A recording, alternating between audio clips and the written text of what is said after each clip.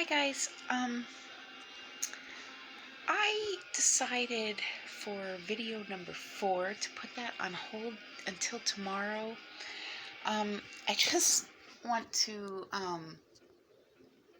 it's a really big, deep, heavy, complicated topic that's going to take a lot of explanation. And after, I had some personal things last night. A friend of mine was missing. I was up freaking out, upset all night, calling hospitals and all kinds of stuff, and dealing with my own personal demons and issues and things like that. And so I am emotionally drained. And the last 3 videos that I did since last night have just left me exhausted and overwhelmed. So that topic is going to be quite big and complicated, and I'm still trying to figure out how to break it down into layman's terms, easy to comprehend things. What I wanted to do with this video right now, and then try to get some rest, is I've noticed with myself and with my circle of people that everyone's kind of going through some sort of emotional cleanse or heartbreak, sorrow, broken spirit, sadness, despair. And most are like myself as a mother. It's our children, and when it's your children, it's like you would do anything to take their pain and put it on yourself. Anything to spare them suffering, excuse me. So I just wanted to do a short one tonight, and in honor of 2 very important people to me, my one soul brother and one soul sister out there. The first is my boy Glitch. If you know him, his channel is Soothe The Glitch, and he is a guide, a spiritual counselor, coach. He's super smart, on point, authentic, real, doesn't sugarcoat, he's not fake. He's just an all-around awesome dude, and he's so supportive and knowledgeable and encouraging. And if you are looking for guidance on your journey of spirituality, he's awesome. I highly recommend checking him out. And I have an inside joke. It's my Glitch, bitch. And he's hilarious. Love him to death. Much love, Glitch. And second is my sister, Bridget. And she's been just such a godsend for me. In every way. Supportive, encouraging, we'll discuss things and kind of collaborate, and I can be open with her. She doesn't judge, and she's kind of going through a rough patch like me. But what I love is people that just offer random acts of kindness, no matter what they are. Not going to go into detail or anything, but I can't tell you for some of these people, how appreciative I am. There aren't words. There really aren't. And so I just wanted to do something a little uplifting, but before I get to that, a little hint or clue about what's to come in tomorrow's video, and hopefully you can understand why it's going to take some time to break it down, because it's very complicated. So here's kind of my stuff, and there's one of the kitties here, person's house that I'm staying at. So I'm just going to show some things in my journal. I'm not really going to, explain it, but just so you could kind of get an idea of where I'm going with things and that how complicated it is. And then if you would like to learn about it or explore the theories that I've calculated with me or collaborate or offer information that maybe you have if you are of like scientific or astrophysics, physics, mathematics, capacity, that'd be freaking awesome. Because I'm kind of like Einstein. I'm more of like the research analyst, physicist, quantum theoretical physicist, not a mathematician. I study numerology, which numer is numerals, numbers, and ology is the study of, but I hated math.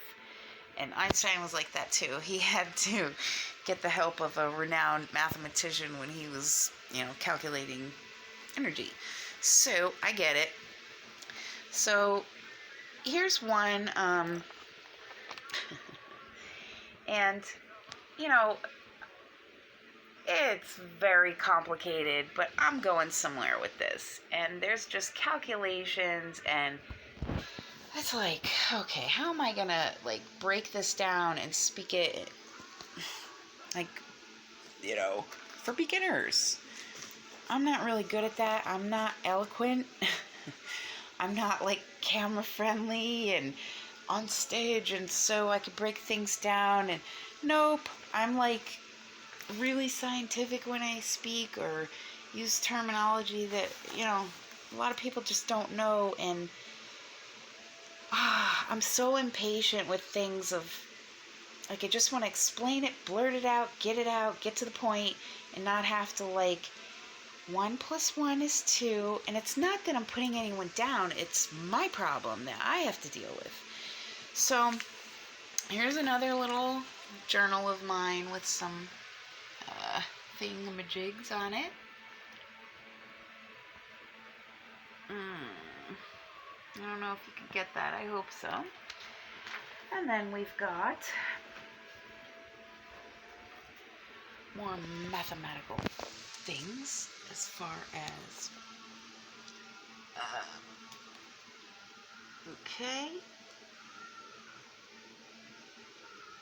Pythagoras, and then we've got the 369, and with numbers as we see every time you get to another number,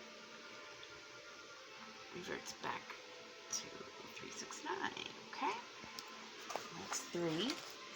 Then we've got this guy, another journal number 4 here in my pile, and this is discussing the magnetosphere and different things. Sorry, I'm dropping stuff. And then this one is just gonna try to grab a little shot of something I jotted down. And I don't want to give away too much at this point, but I'm just gonna quickly put that there. It has to do with photonic energy and gamma photon energy and gamma rays and light energy and fields and retinas and corneas and different fun stuff like that. And then this one, so I'm not an artist. I doodle because I try to jot things down quickly as I picture them in my mind, and I write and take notes, as you can see, about everything just to try to explain it. Lots of calculations, and if you're not of science or astrophysics or relating it to prophecy or human biology, genetics, processes, systems, things like that, probably gonna be like gibberish, you know. But if you are into that, I would love somebody to go over these findings and calculations with, because I really think I'm onto something. And my sister, she, like, I love her to death.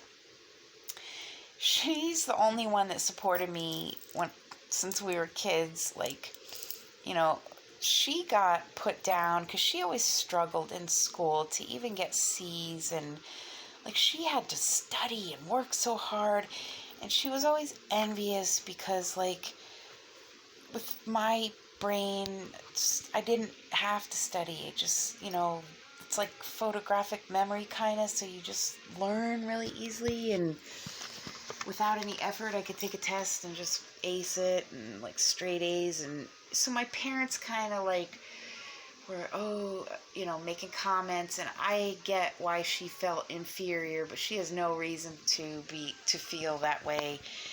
And she kind of blamed me for a long time, but then as we got older, she got over it. But still to this day, she comes to me with like these astronomical things to try to solve, and problems to solve, and things to figure out. So she said to me, "You're the only one that I trust, and the only one that I know of that could possibly ever figure it out." And it's dealing with Professor Hawking's black hole and radiation and different things like that. And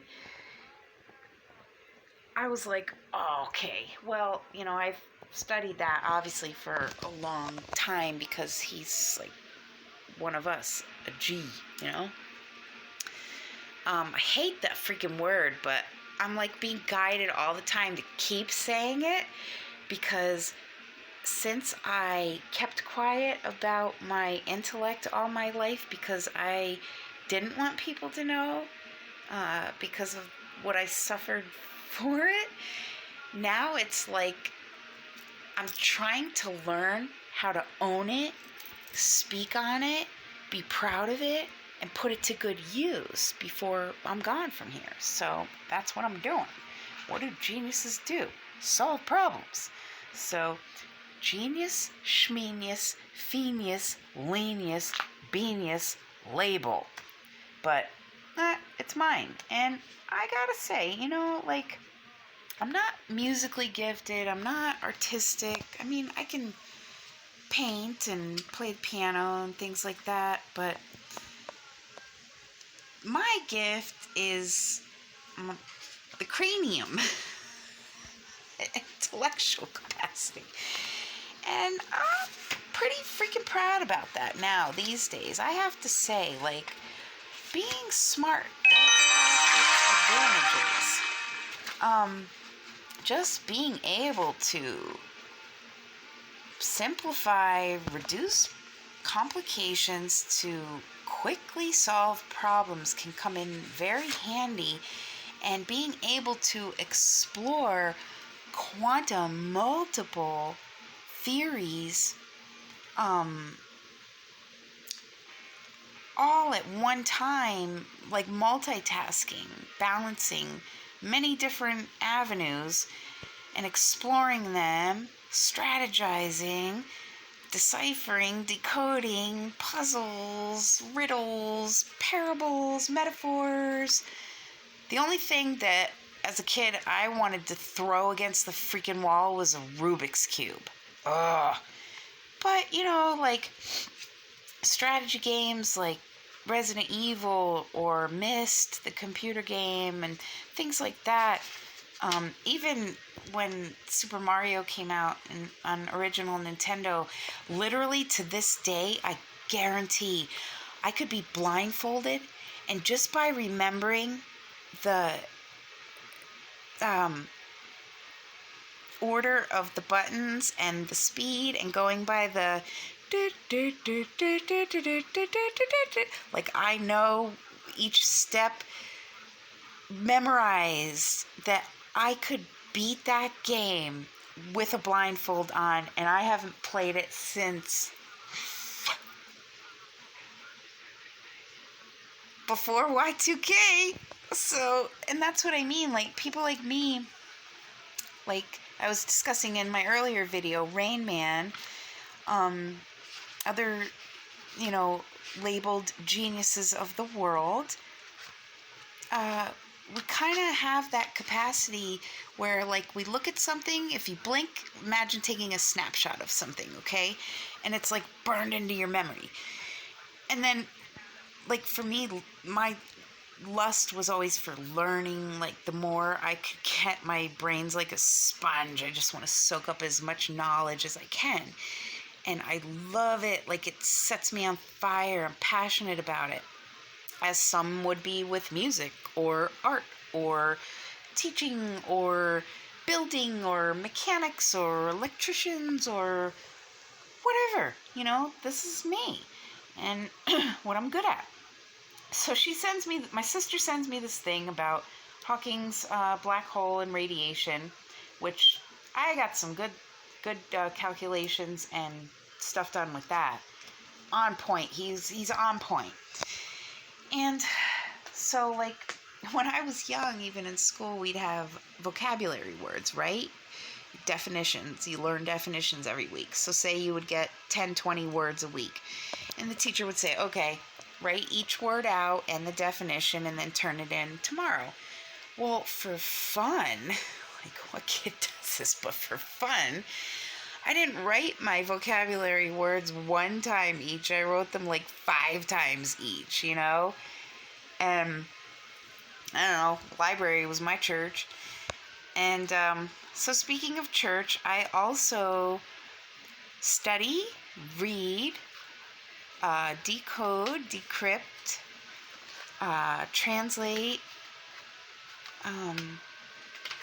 explain about all ancient scripture, text, prophecy, you know, to try to make heads and tails of things for people that have not, did not, could not, or didn't want to study it, so that they could learn the truth. Because, I mean, if you look around, how many races of people, how many religions, how many differences of everything, it's like, you will not know the truth unless you put that time and effort into reading between the lines and studying, and then going and doing all kinds of research, and not just taking things at face value and following one source and believing everything you see and hear. It's a lot of work. So, like, my, you know, like, army and freaking 42, and, you know, I'm exhausted. Like, but I love it. It's what I do. And I want to help people. I want to teach people. I want to share what I've learned by study, learning, knowledge, wisdom, and experience. And that's what pisses me off today, is you've got these so-called spiritual teachers or religious leaders, Sadducees and Pharisees, and you know, talk a good game, you know, at the podium, but have never experienced or lived through what they preach, just like doctors. I'm from Florida, man, which was the pill mill state when it's in reference to the opioid epidemic. In Florida, there were these quack doctors. Now, I used to have a very severe addiction to Percocet, opiate pain medicine. And I didn't start by getting it on the street. No. My first introduction to opiates was at the age of 16, prescribed by a doctor, Percocet. And it grabs you, man. And then when they decide that, we're not going to refill it, your body doesn't stop. It's already formed addiction. So you're going to get it, because that sickness and that withdrawal is worse than the worst flu you could imagine. You will do anything to not be sick. And I know, because I did everything to not be sick. So what Florida got coined the pill mill state for was the 30 milligram little blue, we called them Roxy's, 30 milligram Percocets, right? And I was at a point where I was sniffing 5 to 7 of them a day, okay? And back then I was paying like $6 a piece for them, and then they went to 10. But this is what they did, okay? These quacks in Florida would set up these pain management clinics that didn't accept any insurance, cash only, so there's no record, right? If you walked in, handed the cash, you walked out with a prescription for 280 Percocet 30 milligrams, which people would come from different states, get their script, go back to where they came from, sell them all, use them all, and this was a monthly thing. And oh man, when you're in that game, you see what's up with that. So they're making out like bandits, giving these prescriptions out like they're just candy, and they're idiots. And it just makes me so sick. So in my opinion, these supposed MDs and DOs and doctors and lawyers and judges and politicians and religious clergy, if you have not walked that walk or experienced what you claim to be licensed, certified, titled, whatever, if you don't have any personal experience, how can you be of any authority to dictate to another being anything? Like doctors with these antipsychotics, antidepressants, anti-anxieties, anti-everything when it comes to mental well-being and health. And I'm thinking, okay, did you suffer from depression?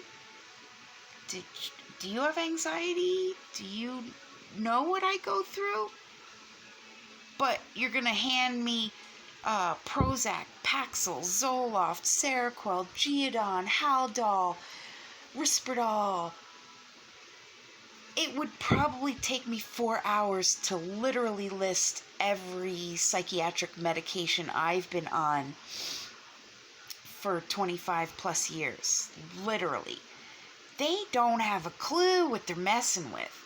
And when it's this that you're messing with that controls all this, you're playing with fire, man. So I'm like so about getting this current Western medical industry shut the F down. Big pharma, big tobacco, big this, and bring in real healing, philosophical, true, the art of medicine. And I'm not going to get in, I'm already getting heated to even I wasn't going to do this, but see, this is what happens. Okay, so back to my original thing. We'll speak about all that tomorrow. I got to get some rest tonight. I've had no sleep all night and been an emotional, anxious, nervous, crying, worried wreck. So, please have patience with me. Bear with me. I know I'm all over the place, but I'm trying my best, doing my best. And I really want people to know that every single thing I do has nothing to do with me, and it's all for you, okay? Like, I'm not one of those, I want recognition and glorification, and I want credit and fame and fortune. I don't want nothing. I want to help people. And that's it. No hidden agenda, no ulterior motive. That's just who I am, I'm one of the givers of the world. And then there's the takers, okay? So I wrote out a list of some very uplifting psalms, and I just want to read each one. It's only, 15 of them, not very long. But when I was going through and choosing them and writing them out, it uplifted my spirit. And then I figured today, I was like, oh, maybe that's why I wrote them yesterday, because somebody might have needed them today. So cool how things have a funny way of working out, right? But first, I am going to repeat Daniel's prayer, which is the book of Daniel, chapter 9.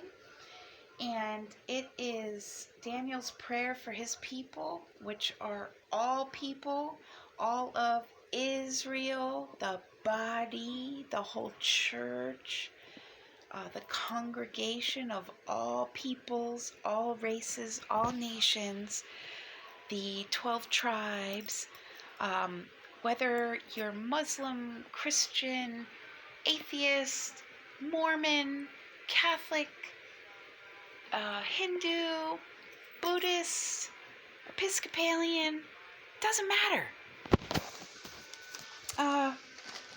So I do the same thing.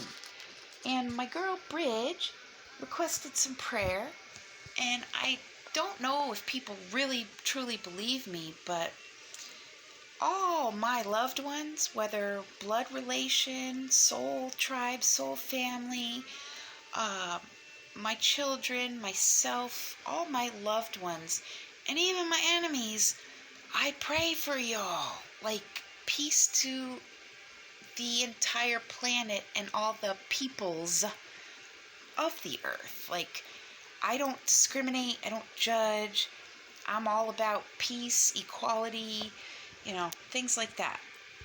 And so I read this today, and I'm like, cool, this is, so I highlighted it, and I'm just going to read it, and then the Psalms, and it strengthened and fortified my spirit, which was very sorrowful and sad and empty lately. And if you're feeling that way, it's for you, okay? All right.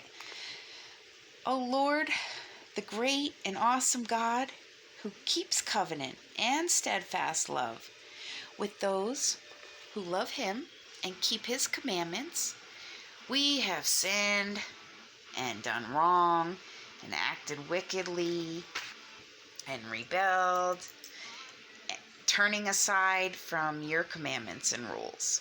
We have not listened to your servants, the prophets, who spoke in your name to our kings, our princes, and our fathers, and to all the people of the land. To you, O Lord, belongs righteousness, but to us open shame, as at this day to the men of Judah, to the inhabitants of Jerusalem, and to all Israel, those who are near and those who are far away, in all the lands to which you have driven them. Because of the treachery that they have committed against you. To us, O Lord, belongs open shame, to our kings, to our princes, and to our fathers, because we have sinned against you. To the Lord our God belong mercy and forgiveness, for we have rebelled against him, and have not obeyed the voice of the Lord our God, by walking in his laws, which he set before us by his servants the prophets. All Israel has transgressed your law and turned aside, refusing to obey your voice. And the curse and the oath that are written in the law of Moses, the servant of God, have been poured out against us and upon us, because we have sinned against him. He has confirmed his words, which he spoke against us and against our rulers who ruled us, by bringing upon us a great calamity. For under the whole heaven there has not been done anything like what has been done against Jerusalem. As it is written in the law of Moses, all this calamity has come upon us, yet we have not entreated the favor of the Lord our God, turning from our iniquities and gaining insight by your truth. Therefore the Lord has kept ready the calamity and has brought it upon us. For the Lord our God is righteous in all the works that he has done, and we have not obeyed his voice.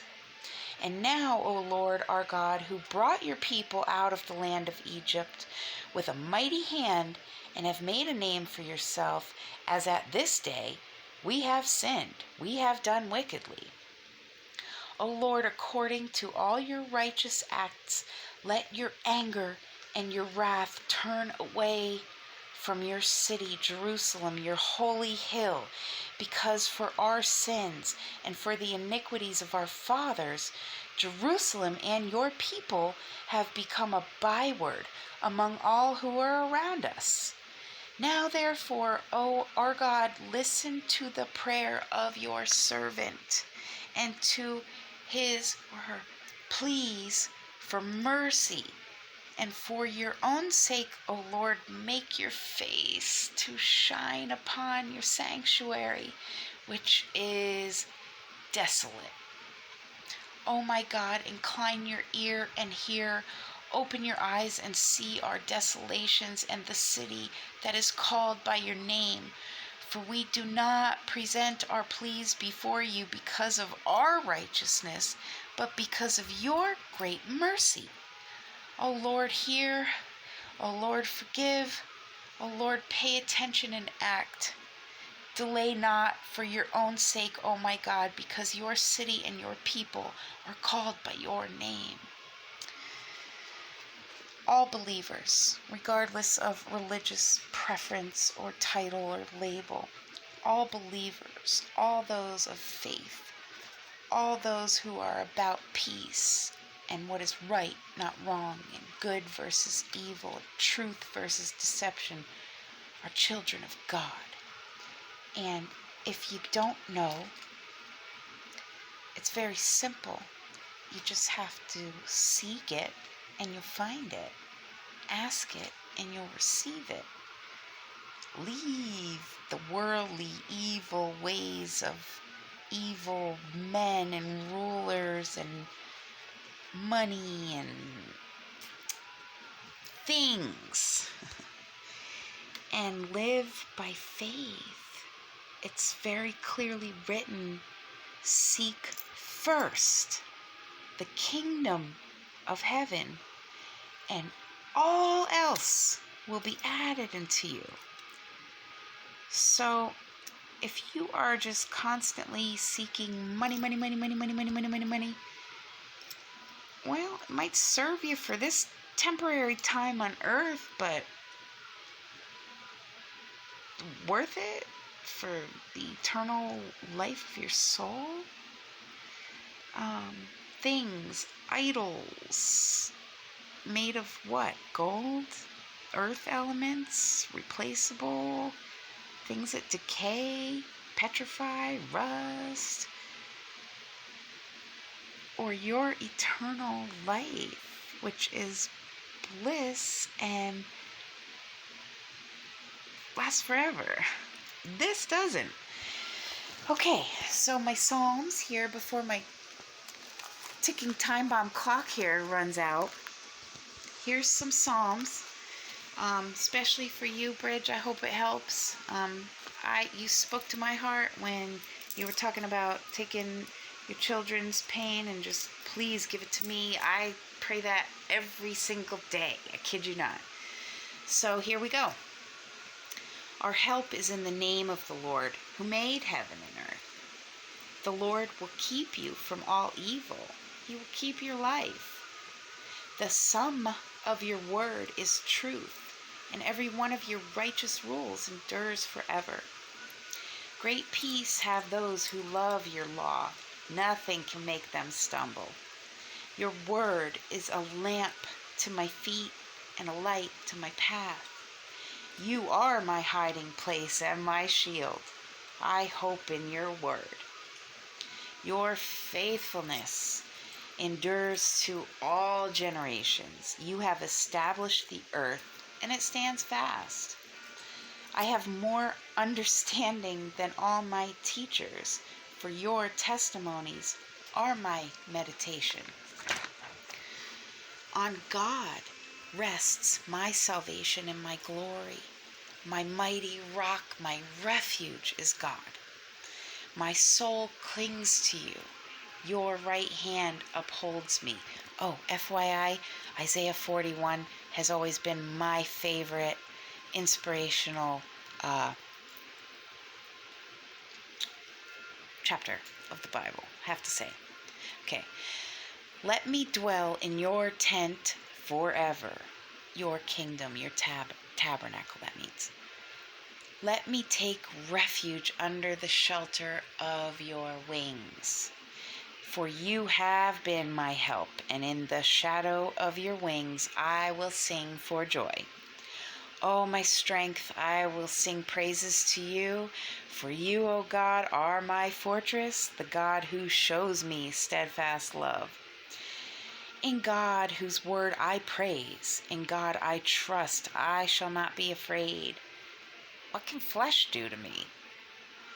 Be exalted, O God, above the heavens. Let your glory be over all the earth. For your steadfast love is great to the heavens, your faithfulness to the clouds. Cast your burden on the Lord, and he will sustain you. He will never permit the righteous to be moved. Behold, you delight in truth in the inward being, and you teach me wisdom in the secret heart. But I am like a green olive tree in the house of God. I trust in the steadfast love of God forever and ever. Create in me a clean heart, O God, and renew a right spirit within me. Restore to me the joy of your salvation, and uphold me with a willing spirit. Behold, God is my helper. The Lord is the upholder of my life. I just jotted them down. I love Psalms. I love Isaiah. I love the Proverbs, Corinthians. So, there's different translations, and this is what confuses people. Like my eldest son, he came by tonight, and we had a very emotional, deep conversation because we butt heads when it comes to spirituality and religion. Because I grew up in the Catholic Church, went to a Christian school run by a Baptist church, baptized Episcopalian, studied every world religion, still do today, like Nag Hammadi text and the Lost Book of Enoch or Hanuk, and different things. I study it all because you have to learn it all if you are going to decipher any of it and find the truth in it. And so I didn't do my job because I was so disgusted with the religions of the world that I didn't force my kids to go sit in church like I was made to do. I didn't push beliefs on them. They went to Sunday school. They went to non-denominational churches that were more about like musical performance and stuff like that. But I didn't force things.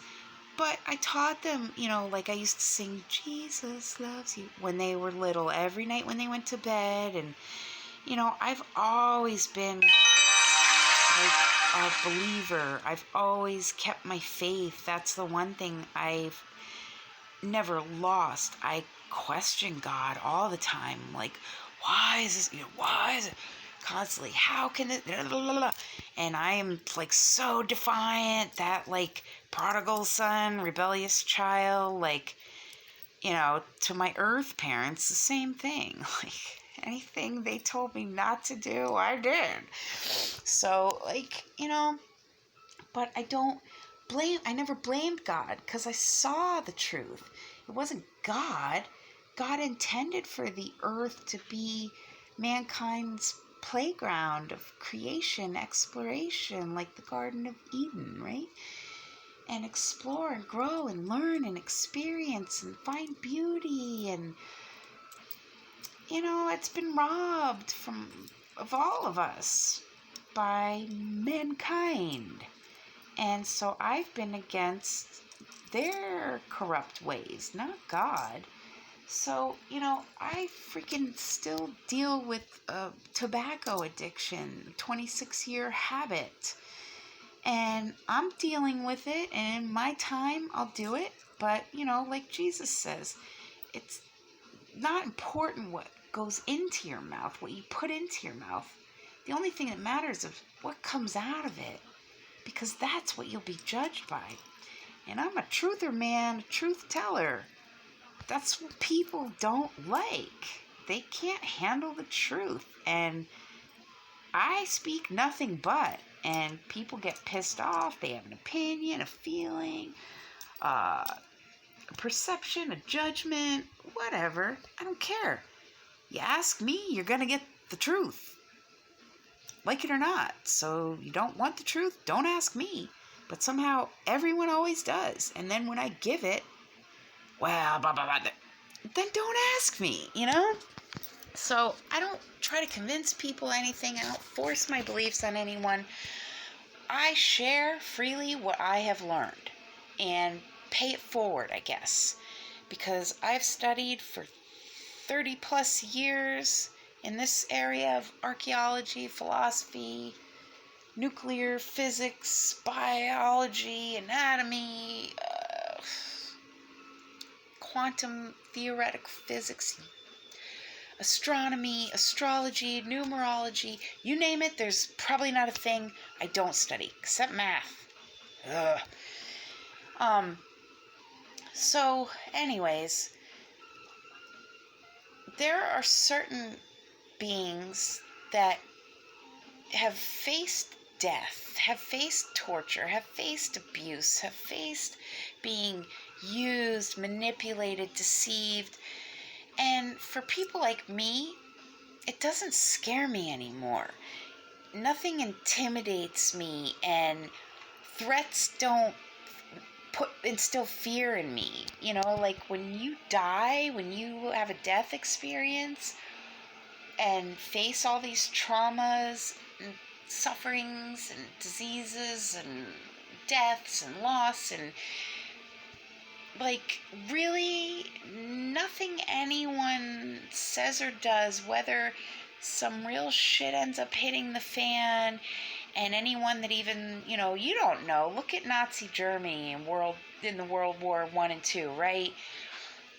Just for being of Jewish descent, sent to concentration camps and murdered, like total genocide, So it's very likely that our corrupt rulers of this world and its ways could very likely pass a dumbass law like, if you speak the name of Jesus or Christ, you will be incarcerated. All right. Jesus, Jesus, Jesus, Christ, Christ, Christ, lock me up. Been in jail. I'm good. I've died. I'm good. I've been tortured. Good. I've been raped. Good. I've had my children ripped from me and murdered. I'm good. Like, no one's going to knock my faith, my belief, my loyalty. Not going to happen. So I just want to prepare people that these types of NWO, One World Order plan that's what was intended, is to wipe out anything good, anything just, anything right, anything pure, anything innocent, anything holy. And it's not a place I want to exist with the filth and evil. Ugh, I can't even speak on it. So when I learn things, I'm going to just freely share them. I am with the original Greek great physician Hippocrates, who composed the Hippocratic Oath, which all MDs and DOs and medical professionals, doctors, take an oath when they begin their practice. It's a moral code of ethics. And I have his exact wording in my book, and he specifically states to provide the healing art of medicine without payment, without fee. Well, insurance, medication costs, doctor's visit, co-pays, special... The medical industry is all about profit, you know?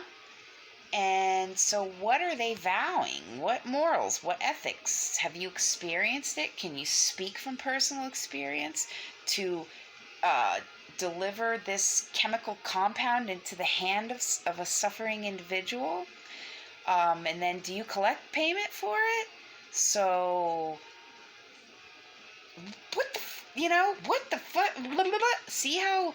And that's why I didn't do justice by my kids, because I was so disgusted by religions and the Vatican hiding text and Dead Sea Scrolls and scripture and people translating biblical texts but adding things, removing things, making it, as per what would make them look good or justify their teachings. And I'm like, man, so I had such a sour taste in my mouth that I didn't push it on my kids.